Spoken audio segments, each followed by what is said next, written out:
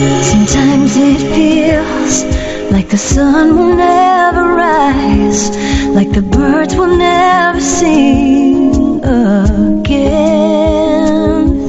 Believe in a power greater than what you are going through. When you don't know what to do, keep breathing. That's right. When you don't know what to do, just keep on breathing. From the City of Angels in Los Angeles. Welcome to all my listeners out there in Radio Land.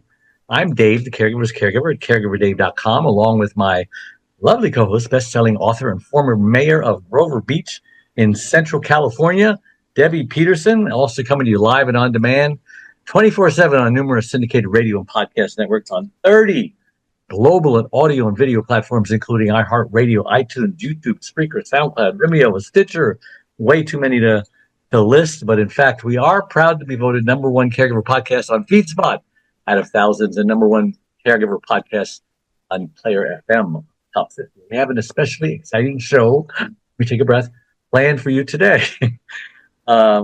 Christopher Lee Maher, at the age of 22, he was a Navy SEAL in his prime with a sleek 1.8% body fat. Oh, wow. He likes to Great. vote. And pound for pound, he was one of the fittest people on the planet. I wish I was. Like many high-performing athletes, he dealt with joint pain. Here I am. On a semi-constant basis. Over time, that escalated to pain in every joint. In his feet, lower back, neck. He was headed for a full-blown hip replacement. Resorted to reading lips because his hearing was shot and his vision wasn't much better. And I'll just let him talk about the rest of it. There's way too much stuff to read here. Before we get started, I do want to take this moment to thank my last week's guest. Well, celebration 15 years as a stroke survivor of a near-fatal brainstem stroke. Music and writing have been Antonio's chosen art form, and over a span of 35 years, he's meticulously developed his craft as an independent artist. Christopher, welcome to the Caregiver Dave Show. Hey, thank you. And I like to ask my guests, who is Christopher Lee Maher and why was he placed on this earth? Who's Christopher Lee Maher and why was he placed Maher, okay. Say that correct. I mean, really, I think it's all about healing for me. It's all about healing and transformation. And, that's who I've become. It's my highest value. Transformation, impact, and freedom. Mm-hmm. They kind of go together. And I think that's what I'm here to experience and what I'm here to help others who have a like-minded journey to do in a way that's effective and immediate and profound. Well, at the age of 22, you were a Navy SEAL. First of all, why did you want to be a Navy SEAL? You were always an overachiever. I would think you'd want to be a Marine or something. No? No. I think what happened for me is I was helping a friend's mother move her house from a farmhouse outside closer to Allentown, Pennsylvania, into Kutztown, downtown. And I ran upon a biannual magazine that they had about SEAL training. And as soon as I saw the cover, I knew that was for me. I had this deep guttural response, and I had the feeling that they were going to be able to challenge me, and challenge me they did. Uh-huh. Wow. So no regrets, huh? Yeah, I mean, I think... even with all your pain? Yeah. But without that pain, I wouldn't have discovered everything that I've discovered and be able to help so many other people. So in retrospect, I would say, yes, I'm happy that I went through SEAL training. But if I had to do it all over again, knowing everything that I know now, and I could still know what I know now, certainly I wouldn't have gone through that. Yeah, that's like me and my wife's journey of having a stroke and stuff. I wouldn't want to repeat it, but I also wouldn't want to have it never happen because I've learned so much. Yeah. So I'm glad it's behind me. Yeah, it's almost like for me that pain and loss were my two greatest teachers. All right, Debbie, you got any questions for our guest? Yes. So that, for me, that makes me really curious. If, what would you have done otherwise? Is there something that could have done the same thing for you without being a Navy SEAL? for those of us who are never going to be Navy SEALs. I don't think I could find anything in the world that would cause that kind of growth at the level that it does physically, mentally, emotionally, spiritually, because you're questioning yourself every day because they're heaping more stress on you than you can recover from the day before. And it goes up a little bit every day. And then when you get into SEAL teams, it's even more stressful because in the SEAL teams, you have this sense that the only thing that's acceptable in the SEAL teams is perfection, right? You have to get it right because if you get it wrong, your teammates, they either get hurt severely or they die. And you too. Right. And yes. Yeah. And so I don't even think I was thinking of myself at that time because you're so juiced up on adrenaline and cortisol, you feel like you can do anything at any moment and nothing's going to happen to you. Clearly that had a huge impact on your body, your mind, your spirit, every aspect of who you are. So how did you fix the damage it caused? Yeah, how did I fix the damage it caused? Well, I started out by doing something that was really vulnerable, which was admitting that I actually had pain. Because when you're in SEAL teams, there's no bitching, there's no moaning, and there's no complaining. Why? Because it brings down everyone else's mood, right? And so guys are indoctrinated to understand that even if you're in pain, you just keep moving forward. If you don't mind the pain, it doesn't matter. And so once I got out of the SEAL teams, that's really when my pain started showing up. Right? It was after that experience. Now I had some back things and I fell off an apparatus called a slide for life during SEAL training, which is about, 27 or 32 feet to the ground. And that caused a lot of pain. That caused a lot of structural issues that I didn't know about at the time because in the world that we were in, people weren't talking about healing and, outside of maybe hippie communities. I didn't know anything about that. I was raised in Pennsylvania at a boarding school, basically on a farm, right? It's cold, it's wet, it's rainy, it's miserable. Some days are hot and sticky. You just learn to deal with things. And I think I got too comfortable inside with dealing with things on my own. So I didn't know how to reach out for help when I needed it. Because honestly, I didn't know that I needed it. I just thought one day I would wake up and it would just be gone. Seems like you're so fortunate to have learned that at an early age. I think some people never learn it, and some people learn it a lot later than they would like to. Yeah. I think probably for my purpose, which was the first question that was asked here, I think for my purpose, I had to learn it early because I wouldn't have had the core energy I needed to be able to solve it and resolve it in a fast enough time to be able to devote my life to it in a way and get the information out to the people around me so that they could get the help that they needed. Consider yourself 100% better? Where are you at in the... Where am I at? In terms of all the structural pain that I have, that's been gone. Do the physical first. I'm sure you have emotional... Yeah. Yes. Take these one at a I think I'm time. in a pretty good place. Yeah. I think I'm in a really good place. Psychologically, I'm in a good place. I still need to focus on improving my communication when I'm stressed because my nature is to withdraw when I'm stressed and to sort of go silent and work on things on my own as opposed to invite people in to that emotional place. I grew up in a household where nobody talked about anything. Like, okay, we talked about sports. Did the Sixers win? Did the Eagles win? Anything interesting at school. But we never talked about feelings. We never talked about emotions. We never talked about the difficulties that we were going through. And I was raised in an Irish household where there was a lot of alcoholism. And so people in my family, they just drank, right? They drank and they joked and they just sort of moved on. But really, they never moved on. Yeah. That stuff was still sitting inside. I know a lot of... Go ahead. No, no, go ahead. I'll let you finish that thought. I was going to say, if I assess myself from the outside, I would say the last bastion of things that I really need to work on the most is probably clear communication Mm. when I'm in the middle of an emotional low.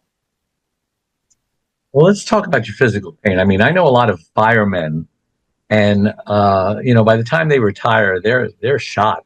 Their bodies are chronic pain. Do you have chronic pain? I mean, what's your pain level right now when you're just Oh, at rest and not doing anything? zero, Good. That's great. zero, zero. Yeah. And when I'm doing things, zero. Hmm. Well, let's talk about how that happened. How did that happen? Yeah. That's interesting, right? I So want the secret to that. you want the secret to that?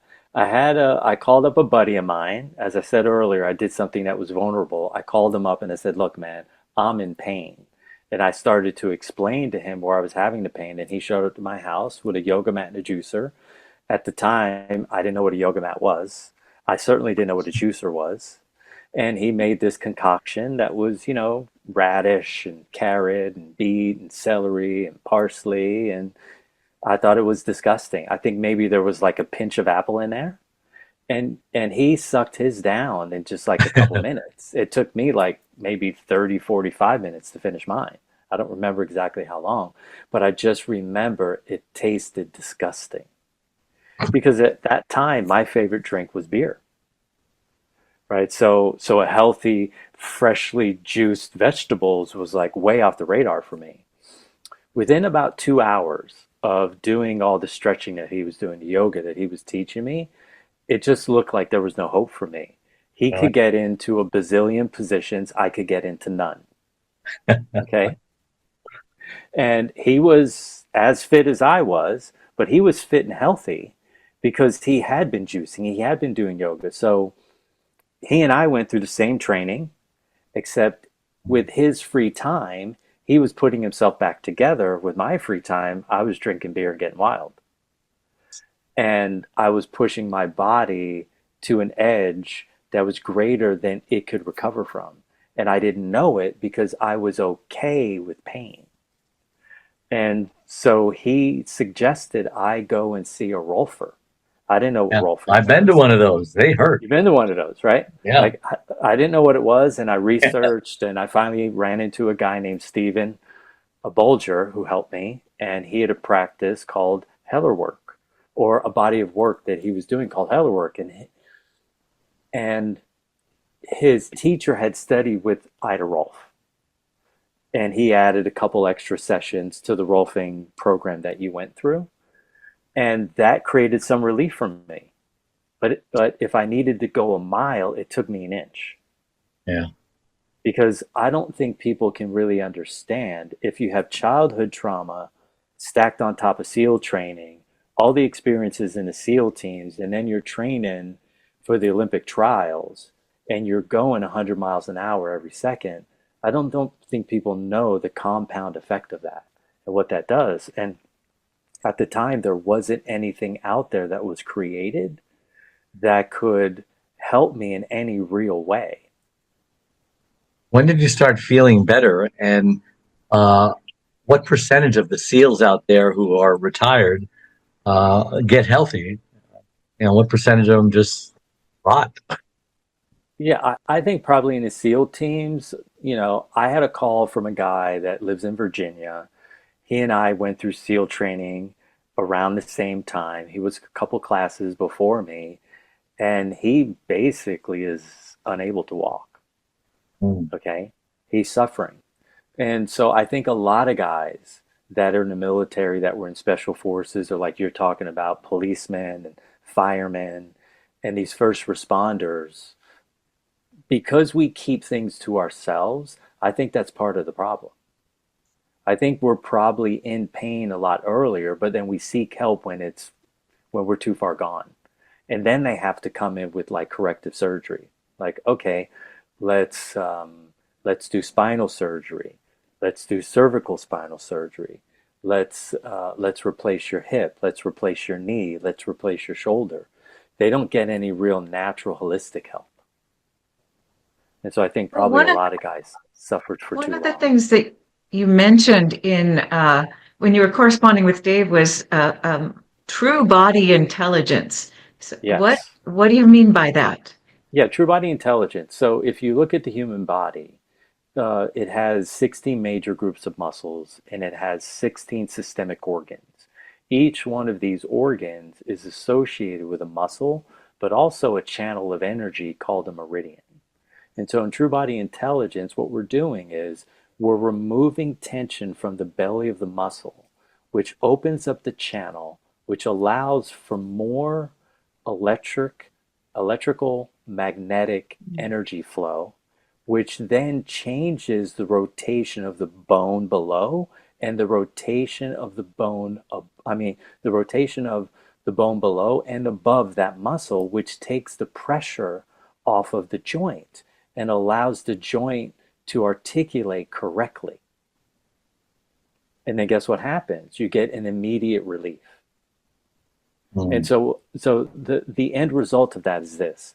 Your body becomes more physically intelligent. Okay, and what does that mean, physically intelligent? It can sit in positions for longer time.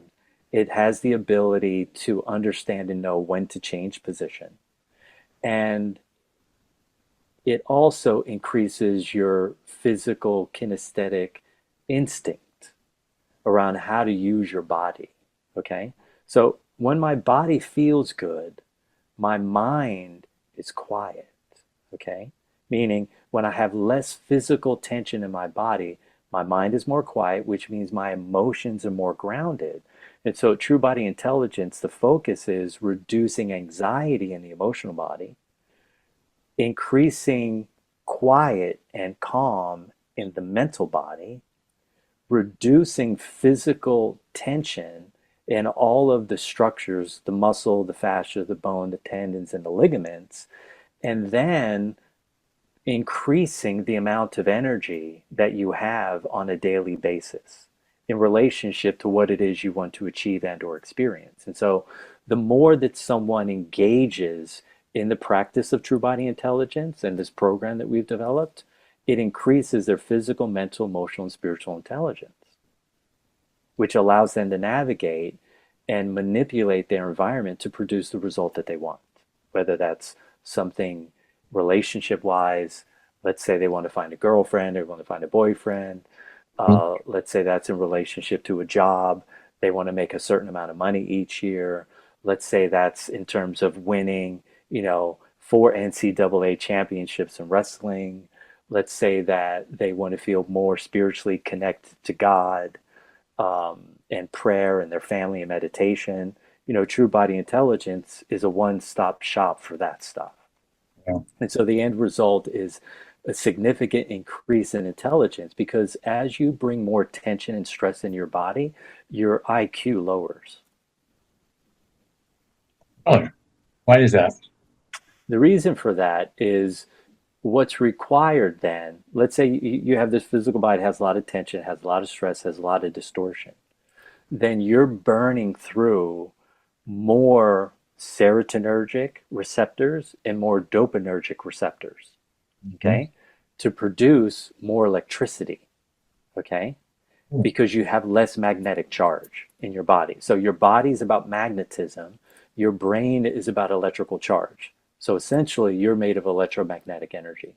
So when the magnetic charge is flowing really strong, there's less of a pull, or there's a reduction on the amount of electricity that you need to produce.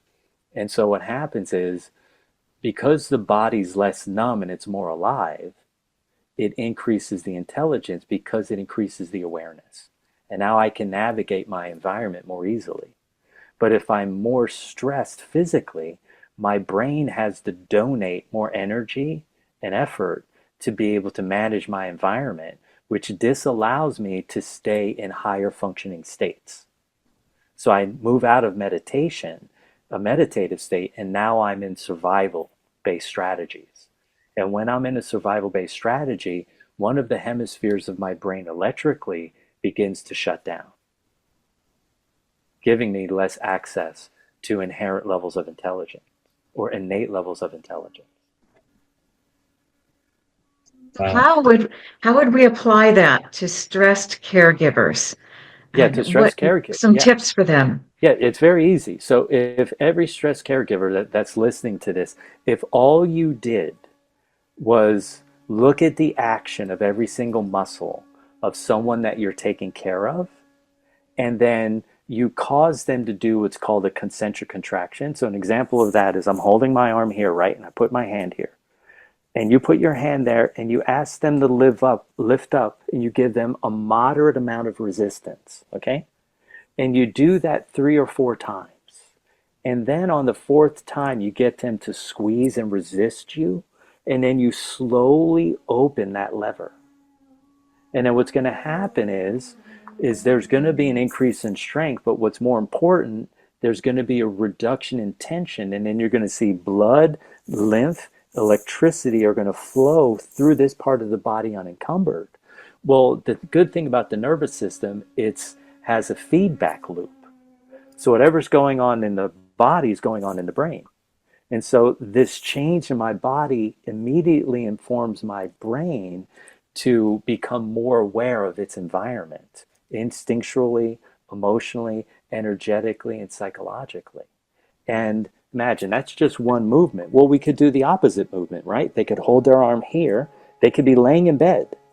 And you're giving them moderate force. They're pushing down nice and slow. You do that 3 or 4 times, and on the fourth time, they resist in a moderate fashion. Boom, and then guess what happens? Now they have more freedom. But when I change the arm, I change the shoulder. When I change the shoulder, I change the neck. When I change the neck, I change the rotation of the head. And a lot of people that are caregivers, that are helping people, the people that they're helping have a reduced amount of movement. And you can do these positions while they're lying in bed. So the same thing that I showed you to do for the arm, you could easily do for the leg. But the most important part of this is the caregiver can do that to themselves. Oh. Because in True Body Intelligence, we've created these systems where you can reduce the tension and stress in your own body, because a lot of people today, they don't have the money to be able to, they're providing for someone. So now their husband and a wife, they're living off one income. Okay. And the question is, how do they stay with a quiet mind, with a strong, alive, flexible body, with grounded emotions and an abundant amount of energy, because they're needed at all times, right? So their stress level is high because they have to manage the stress level of the person they're caring for plus theirs, which is double duty. So going through these positions will help them stay physically engaged in their own body. Because when you're moving someone around, a lot of caregivers, they have to move them from a bed to a wheelchair, from a wheelchair to a bed, from a wheelchair to a toilet, right? Or from a cane to a toilet, or from a cane to a chair, right? They're always in these very odd positions all the time. And so keeping their body strong and flexible, keeping their mind quiet and their emotions grounded and their energy abundant is going to be really productive use of energy. So can you show us you demonstrated how to do this for, someone you're caring for. How do you do it for yourself then? Yeah, it's very easy. So here's my arm. I put my hand on my wrist. I resist, and I lift up against that resistance. Okay? And so I relax on the way down. I do that. I do 5 of those for strength, right? 5 of those for strength. Okay? And now I squeeze my bicep as tight as I can, and now I resist. And while I'm resisting and opening. And if a caregiver had sort of like a 10-minute routine that they did for themselves every day, and I'm open to the idea of coming out and helping you guys show you how to do that so that you could film it and offer it to your caregivers for free. I would be open to help you do that, because it would be very simple to show them. And then guess what's going to happen? Once you've done that for 10 minutes, I don't know, 3 days a week, 4 days a week, personally, I would do it every day. But a lot of people aren't like me. You were doing it 5 and 6 hours a day, weren't you? Yes, because I needed to. right? I was So hopefully we're not in a worse shape than you. no, no. But what I've done is I've created this so it's very simple, so other people wouldn't have to do what I did. Streamlined. Yeah. Yes, right. We've streamlined it so it's very simple. Okay, and I would be open to sharing that with you. But for every muscle group, there's only a few movements that the body can make, right? So let's say, for instance, the back of their neck and their shoulders getting very tight and stressed. All they have to do is put their hand on their elbow, pull it across the body, and then resist. This hand's offering the resistance and open.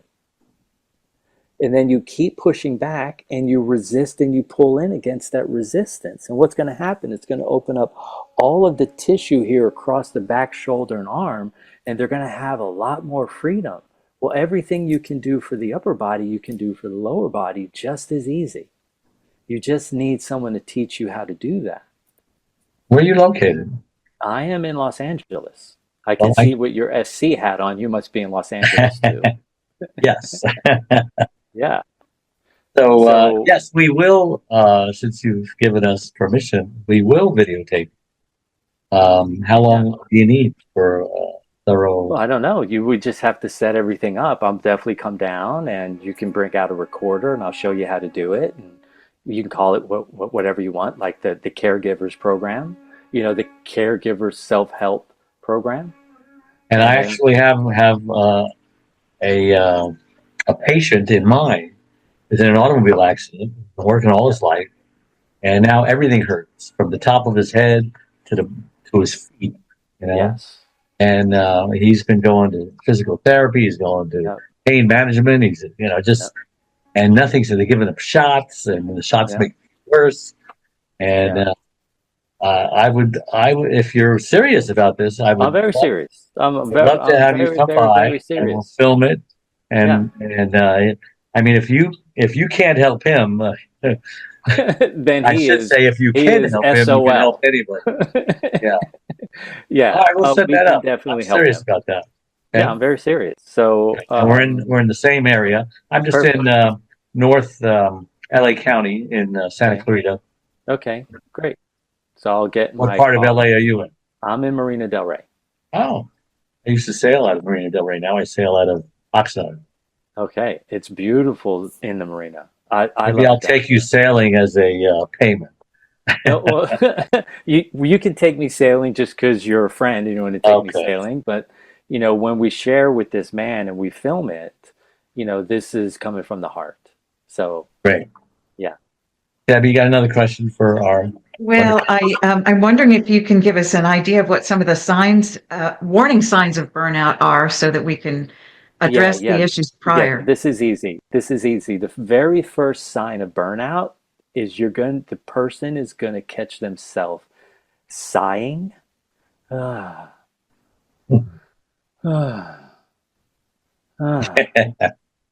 lets them know. Yeah, so they're sighing. So the sighing gives them an indication that they're emotionally overwhelmed. Okay? The next thing that's going to give them a sign that they're burned out is they're going to wake up in the morning and they feel like they don't want to get out of bed. Now, this is someone that's used to feeling like they want to get out of bed, right? And suddenly they're like, I don't want to get up. I don't want to do anything. The next sign they're going to experience is they're going to have feelings like they don't want to help anyone and that they're becoming sort of a martyr in their mind. They might not share this outside, right? And then the next step is they're going to feel feelings of resentment. And resentment is the most toxic form of anger because it's undetectable to people outside of you, right? Because you can resent someone while putting on a good face.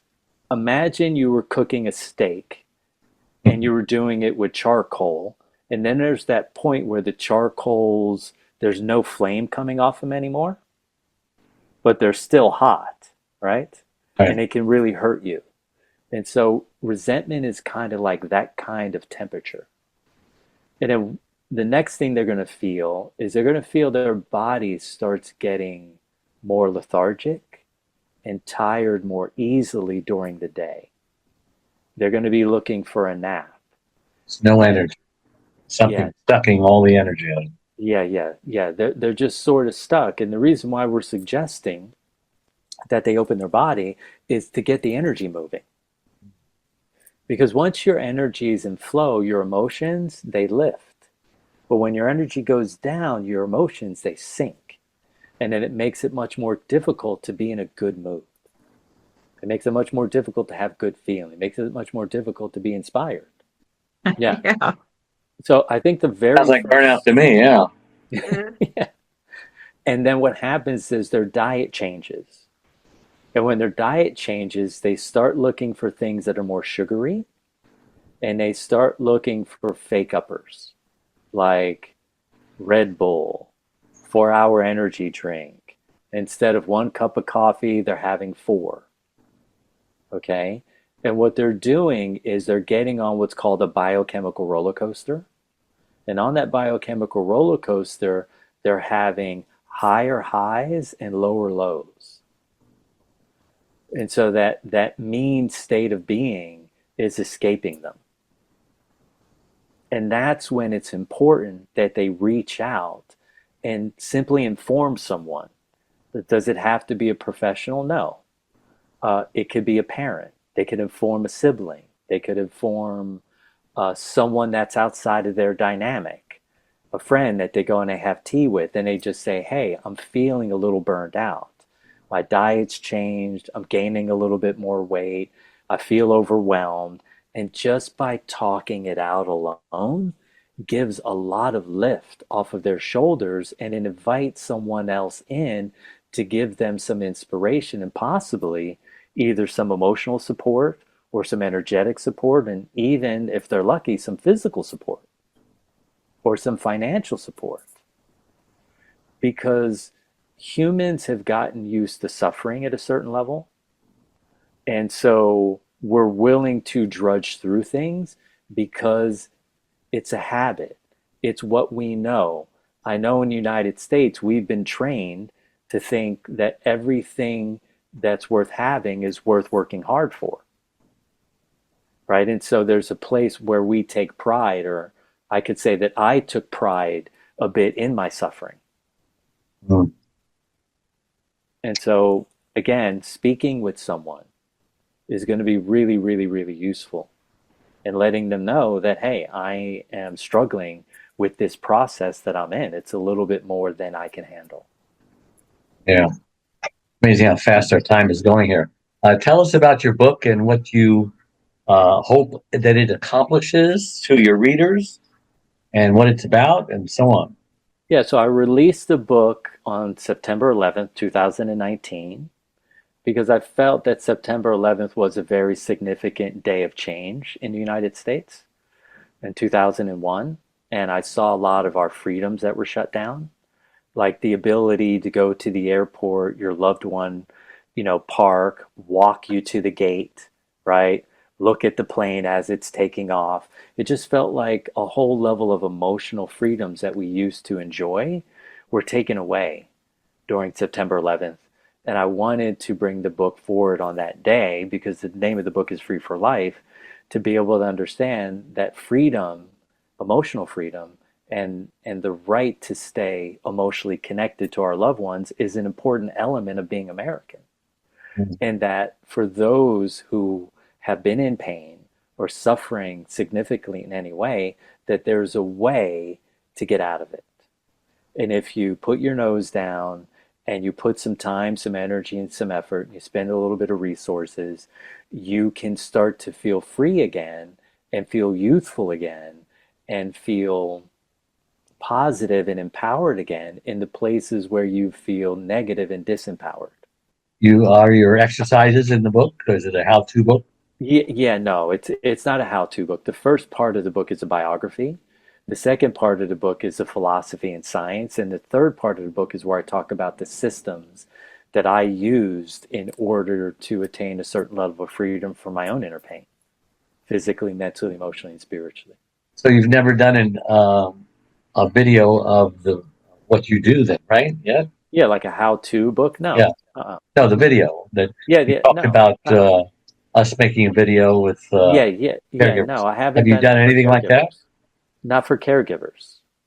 Now, I've recorded videos, but these are a little bit more advanced. So, how many people have you really helped? How many people have I helped? I've spent over 100,000 hours since 1991.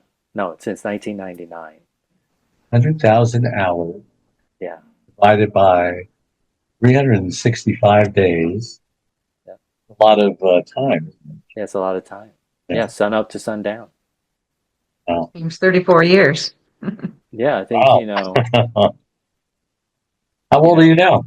how old am I? I'm going to be 57. I used to be 57. You look younger than that. Thank you. Definitely. Yeah. Yeah, it's all the good work. 37. So if Yeah. our Thank you. listeners want to connect with you, buy the book, maybe get you to speak to their teams, which we will, where can they go to connect with you? And where do you usually go to speak to teams? They come to you, you go to Yeah, them. they come to me. I go to them. It depends on the dynamic, what's going to work best in terms of time and energy and resources and whatever their limitations are and how much time I have.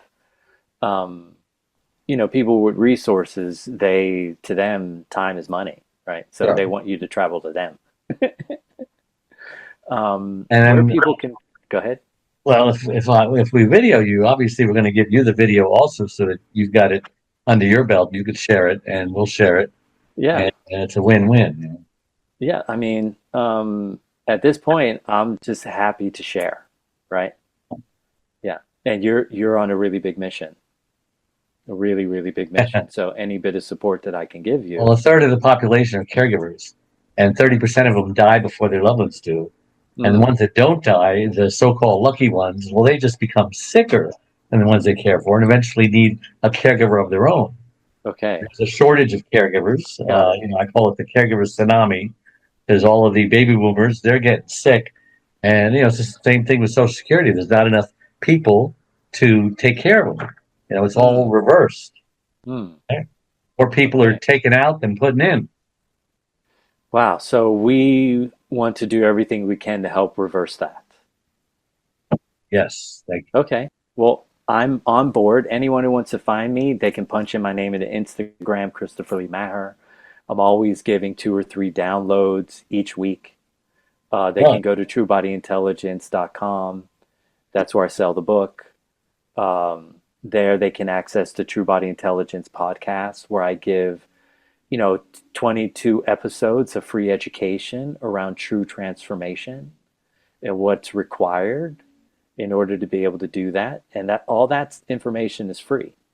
And that's on your website. And that's on the website. Awesome. Yeah. Well, I can't believe how fast your time has gone today. Thank you so much for coming on the show. Thank And you. Debbie, how can people reach you to find out all the amazing things you do for political agendas and so on? Well, if they want to know why I got burned out, they can look for my book, The Happiest Corruption, Sleaze, Lies, and Suicide in a California Beach Town.